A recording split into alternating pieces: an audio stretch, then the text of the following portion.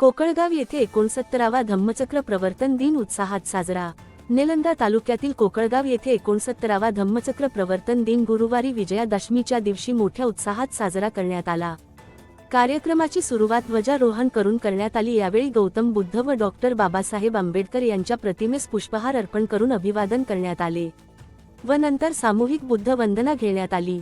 या कार्यक्रमाचे अध्यक्ष माधवराव सूर्यवंशी तर प्रमुख अतिथी म्हणून मदनानंद कॉलेजचे प्राध्यापक अयुबखा पठाण, सरपंच गुरलिंग वाकडे, राम कुंभार यांची उपस्थिती होती। तर महिला व नागरिक मोठ्या संख्येने उपस्थित झाले होते। अयुबखा पठाण यांनी यावेळी उपस्थितांना मार्गदर्शन करून धम्मचक्र गतिमान करण्यासाठी सर्व नागरिकांसह महिला व युवकांनी विशेष लक्ष दिले पाहिजे व डॉक्टर बाबासाहेबांच्या विचारांप्रमाणे आपले जीवन व्यतीत करण्याचा सल्ला उपस्थितांना दिला। गावातील तरुणांनी पंचशील तत्वाचा अवलंब करून व्यसनापासून दूर राहावे व सर्वांनी समाजाच्या कार्यक्रम प्रसंगी एकजुटीने उपस्थित राहण्याचे आवाहन केले।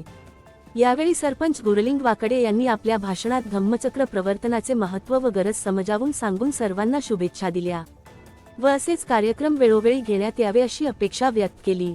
तसेच श्रीमती रुपाली सूर्यवंशी यांनी धम्म प्रवर्तक दिनाचे महत्त्व व त्यांच्या अनुयायांनी जीवनात कसे परिवर्तन करायचे याविषयी सविस्तर असे मार्गदर्शन केले। कार्यक्रमाचे सुरेख असे सूत्रसंचालन शाळेच्या शिक्षिका वंदना कांबळे यांनी केले। ग्रामीण वार्ता पत्र न्यूज साठी द्रोणाचार्य कोळी, लातूर।